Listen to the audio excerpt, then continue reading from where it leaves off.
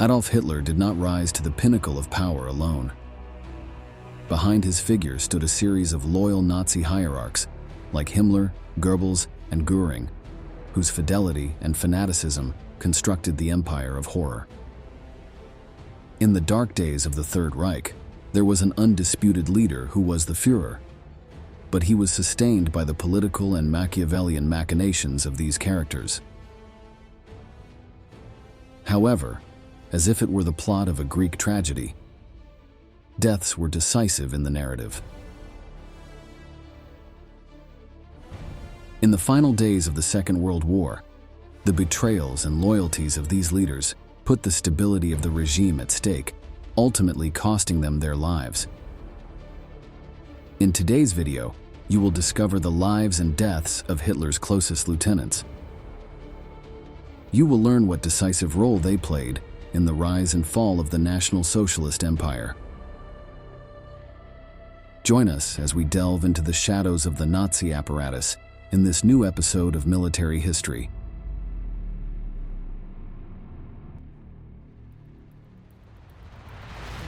Adolf Hitler. Adolf Hitler, a central figure in 20th century history, led the German Third Reich during World War II. His totalitarian regime and his Nazi ideology left an indelible mark on humanity. But how did this man who unleashed one of the darkest times in history come to his end? Hitler, born in Austria in 1889, rose to power in Germany in the 1930s, establishing a government that spread hatred and intolerance toward what he considered the dregs of society. His leadership led the world to the most devastating armed conflict known to mankind.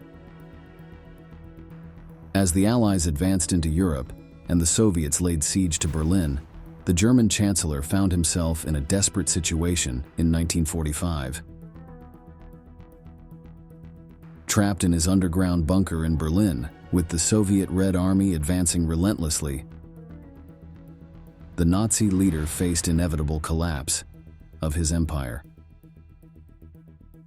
On April 30th, 1945, when the Allied forces had laid siege to the German capital, Hitler made a decision that would seal his fate: suicide.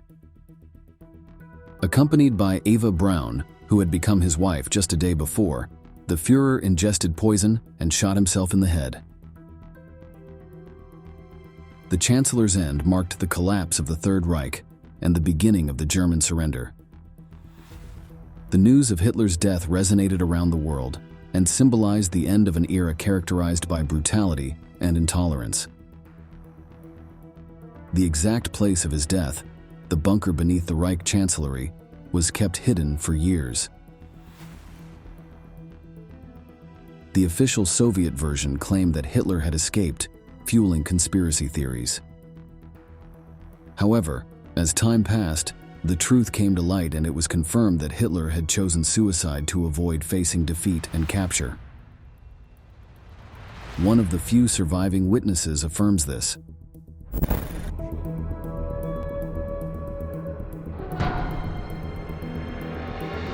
I will never forget this.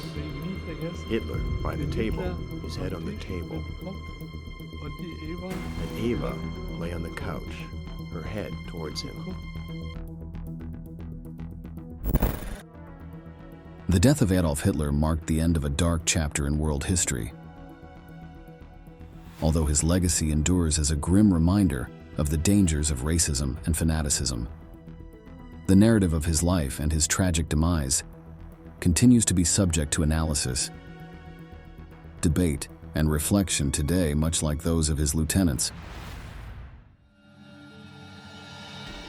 Heinrich Himmler. Heinrich Himmler, a key figure in the Nazi regime, played a sinister role as the architect of Adolf Hitler's repressive and genocidal policies during World War II.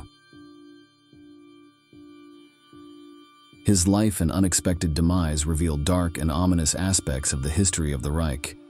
Born in 1900, Himmler was a fervent follower of the doctrines dictated by the Führer from an early age. He rose rapidly through the ranks of the National Socialist Party and became the leader of the feared SS, the paramilitary organization responsible for numerous war crimes and atrocities. Not only that, but he was also one of the architects of Hitler's final solution, the plan for the systematic genocide of Jews. As the war progressed and Germany's defeat became imminent, Himmler began to explore desperate options to save himself. In a surprising twist, he attempted to negotiate with the Allies to ensure his own survival and that of his inner circle. However, his attempts at betrayal were unsuccessful, and news of his actions reached Hitler's ears. Upon learning of Himmler's disloyalty, the Führer stripped him of all his positions on April 28, 1945. With the certainty that he would be captured and face war crimes trials, the leader of the SS made a shocking decision. On May 23, 1945, before being apprehended by Allied forces, Heinrich Himmler took his own life by ingesting cyanide. His death marked the end of a man who, though initially loyal to the Führer, desperately sought to save himself as the Nazi regime crumbled. Himmler's betrayal and suicide influenced the subsequent internal disintegration of the Nazi regime towards the end of the war. His story reflects the moral and political complexity of those dark times. Himmler's downfall serves as a reminder of the traumatic acts and extreme decisions that marked the collapse of the Third Reich. However, the chief of the SS was not the only controversial figure of the regime. Hermann Göring. Hermann Göring, a central figure in the Nazi regime, stood out as one of the most influential and controversial leaders in Hitler's Germany. Born in 1893, he was a decorated combat pilot during World War I, and his loyalty to Hitler led him to quickly rise through the Nazi ranks.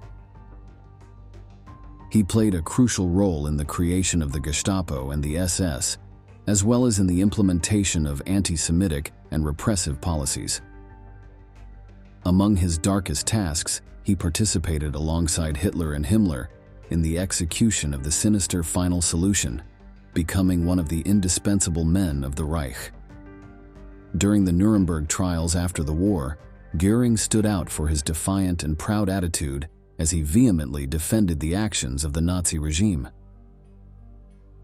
His steadfast loyalty to Hitler and his denial of the atrocities committed marked his defense, portraying an unrepentant figure until the end. Such was his sentence recorded during the trial. Hermann Göring, on the counts of the indictment of which you have been convicted, the tribunal sentences you to death by hanging. Joachim von Ribbentrop. However, when the inevitability of his doom became clear, Göring made a decision as shocking as it was cowardly. On October 15, 1946, one day before his scheduled execution, he committed suicide by ingesting cyanide in his cell. This final act, although dramatic, was consistent with the image of a man who, until the last moment, defended his convictions and the Nazi legacy to the point of dying in his law. His life and his fateful death allow us to take a look at the entrails of the beast of National Socialism. The idea of dying proudly holding the flag of the Third Reich, rather than negotiate and betray its nefarious ideals as Himmler had done, was only possible in a totalitarian regime that generated devotees of fanatical loyalty. Joseph Goebbels. Let us now delve into the shocking story of Josef Goebbels, one of the most important intellectuals of the Third Reich, whose role was to be in charge of the Nazi propaganda machine. His life and his dark end offer an intense insight into the final days of Hitler's regime. Born in 1897, Goebbels emerged as a key figure in the National Socialist Party, displaying his skills as an orator and mass manipulator. His mastery of systematic proselytism contributed significantly to the Führer's rise to power and the consolidation of the totalitarianism of the German Party. In the last days of the Reich, when defeat was already imminent, Goebbels remained loyal to Hitler until his bitter end. As Allied forces advanced on the Berlin city in 1945, the fanatical official noted his crucial role as Minister of Propaganda and played a key role in perpetuating the illusion of Nazi resistance. However, Goebbels' loyalty to the Third Reich was tested at decisive moments. As the fall of Berlin became inevitable, Goebbels made a decision that still sends shivers down the spine to this day. On May 1, 1945, he, along with his wife Magda, poisoned his 6 children before taking his own life, but not before consensually murdering his wife.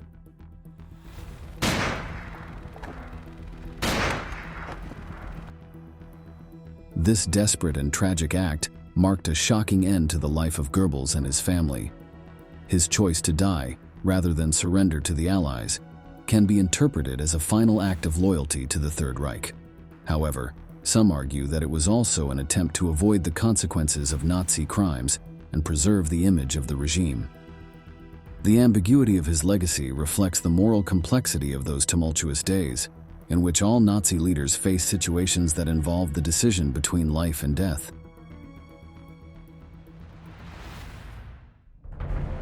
Erwin Rommel. The captivating story of Erwin Rommel, the famed German field marshal known as the Desert Fox, is a fascinating chapter in the context of World War II. Rommel, born in 1891, stood out from an early age as an exceptional military strategist. His cunning and tactical skills earned him significant successes in the North African campaign, where he earned the nickname for his skillful handling of German troops in the desert. As the war progressed, Rommel, who had initially been an ardent supporter of Hitler, began to question the tactics of the Nazi regime. Unlike many high-ranking German officers, the Desert Fox was not directly involved in war crimes. His focus was more on military strategy than on National Socialist ideology. In the final months of the conflict, when the country's defeat already seemed inevitable, Rommel became involved in a conspiracy to assassinate the Führer. This alleged operation consisted of an attack to kill the German Chancellor, carried out by some of his closest officers. However, the level of involvement of the Nazi marshal in said plot remains the subject of debate to this day. Some maintain that Zorro knew about and supported the idea of overthrowing Hitler, while others argue that his role was more ambiguous and much less incriminating. The situation reached a fever pitch when Rommel was directly accused of his alleged participation in the plot. Faced with the imminent public intimidation and the inescapable harassment of his family, the marshal chose suicide on October 14, 1944. The end of Rommel and his support in the boycott of Hitler remains an enigma, with unanswered questions about whether he remained loyal to the Third Reich or whether, facing a stormy fate as a war criminal, he sought to disassociate himself from Nazi atrocities. The death, although marked by the gloom of a suicide, highlights the difficult decisions that many Nazis faced in the final days of the conflict.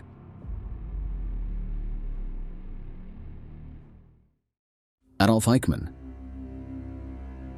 Let's journey through the final days of Adolf Eichmann, one of the key figures in the logistical organization behind the Holocaust. His story, though dark, offers a unique insight into the ethical dilemmas and consequences of the brutal Jewish extermination perpetrated by the Nazis. Born in 1906, Eichmann distinguished himself for his efficiency in logistical administration and the implementation of the regime's anti-Semitic policies. He was another central engineer in the final solution, coordinating the deportation and extermination of millions of Europeans who, according to Hitler, weakened the Aryan race. After the war, Eichmann managed to elude justice and found refuge in Argentina. However, in 1960, agents of Mossad, the Israeli intelligence service, located and kidnapped the Nazi, bringing him to trial in Israel. During the process, he showed little expression of remorse and defended his actions as merely following orders. The testimonies of the victims are heart-wrenching. Tore off the clothing of the old man and he was shot. I saw it with my own eyes. And then they took my mother and she said, "Let us go before her." They called mother and shot her too.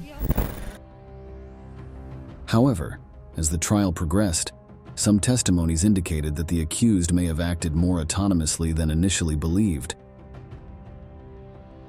characterizing him as one of the most fanatical Nazis. Regarding his fate, he was found guilty of crimes against humanity and sentenced to death. Before his execution in 1962, Eichmann expressed remorse for the consequences of his actions, although many questioned the sincerity of his words.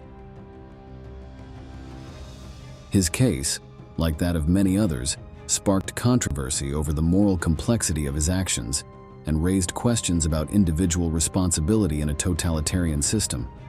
His death marked a milestone in the pursuit of justice for the crimes of the Holocaust and left a legacy of ethical debates about guilt and repentance. Rudolf Hess. There's an enigma surrounding the death of Rudolf Hess, a cryptic and controversial figure within the Third Reich. Born in 1894, he was one of Adolf Hitler's closest collaborators and played a key role in the early spread of Nazism.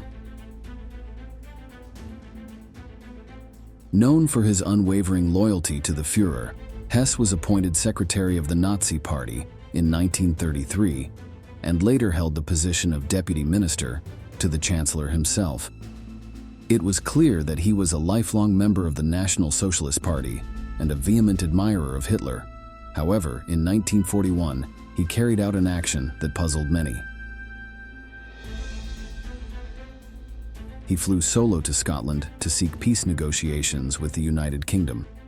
On May 10th, in an attempt to establish clandestine contact and negotiate peace with the mentioned country, he landed his Messerschmitt Bf 110 aircraft near the Scottish town of Eaglesham. This perplexing act left everyone bewildered, both Allies and Nazis. Hess claimed he acted on his own initiative, without Hitler's knowledge or approval. Although his peace mission was unsuccessful, the episode generated speculations and conspiracy theories that persist to this day. Captured by British authorities, Hess was imprisoned and later tried in Nuremberg after the war ended. After the collapse of the Third Reich, he was tried in Nuremberg for war crimes and crimes against peace. Despite being sentenced to life imprisonment, some suggest that Hess did not betray the fundamental ideas of Nazism, and that his flight to Scotland was a desperate attempt to seek a solution that would avoid Germany's and his beloved Führer's annihilation. In 1987, Hess died in Spandau prison in West Berlin, under circumstances that still generate speculation. Officially, his death was classified as suicide, although some argue that he was murdered as part of a plot to silence him. The mystery surrounding Rudolf Hess persists, sparking debates about his true motivation for flying to Scotland and whether his loyalty to Nazism endured until the end. His life and death are a grim reminder of the hidden secrets within the corridors of power during one of the darkest times in history. Josef Mengele. Josef Mengele was an infamous figure within the Third Reich. Born in 1911, Mengele, known as the Angel of Death among Nazi officials, was a German doctor who carried out atrocious experiments on prisoners in concentration camps during World War II. With an outstanding academic profile, but with a terrifying mindset due to the ideology he shared with Hitler, Mengele became the chief physician of Auschwitz. His obsession with conducting aberrant genetic experiments and his involvement in selecting prisoners for the gas chambers earned him a dishonorable place in history. Let's hear a survivor speak about his obsession with twins. But we were used in experiments 6 days a week. Part of it was physical study of twins, naked, measurements, comparisons, to see how we were alike, how we were different, and how close we were to the Aryan race design. At the end of the war, Mengele fled to South America like so many other fugitives, managing to evade justice for decades. He lived in Argentina and Paraguay, and finally settled in Brazil under a false identity. Contrary to many Nazis who attempted to reinvent themselves, Mengele did not disavow his atrocities and never showed remorse for his actions. He died in 1979 while swimming in Brazil, and his death was classified as an accident. Due to lack of information, the true cause of his death remains uncertain, fueling rumors and conspiracy theories among the most speculative historians. Otto Skorzeny. Otto Skorzeny, born in 1908 in Vienna, Austria, earned a reputation as one of the boldest and most fearless commandos of Nazi Germany. Known for leading the daring operation that liberated Benito Mussolini from captivity at Gran Sasso in 1943, he gained the respect of Adolf Hitler and became a prominent figure in the SS. After the war, he was captured by Allied forces, but his ingenuity and ability to convince his captors earned him release in exchange for regime intelligence. In his later years, Skorzeny surprised the world by distancing himself from Nazi ideologies. He became a businessman and international consultant, working with governments and corporations in the Middle East and Latin America. He passed away in 1975 in Madrid, Spain, from lung cancer. Some argue that his change of course in renouncing Nazi beliefs was an attempt at reinvention, while others see it as a pragmatic adjustment to survive in the post-war era without being branded a genocidal figure for the rest of his days. Under Hitler's leadership, Nazism exterminated over 6 million Jews due to a doctrinal fanaticism that believed in the existence of a superior race, and it overwhelmed all of Europe for many years. However, Hitler's leadership alone would not have been sufficient for this massacre and reign of terror. All the men we have discussed in this episode were instrumental in the construction of the Third Reich, the most brutal and bloodthirsty tyranny of the 20th century. While the role of the German Chancellor is undeniable, we must not forget that the high-ranking Nazis were as responsible as the leader himself. It's a historical lesson that societies must not forget to prevent tragedy from repeating itself. And with this, we are concluding today's video. We thank you for watching until the end, and we look forward to seeing you in the next installments of Military History.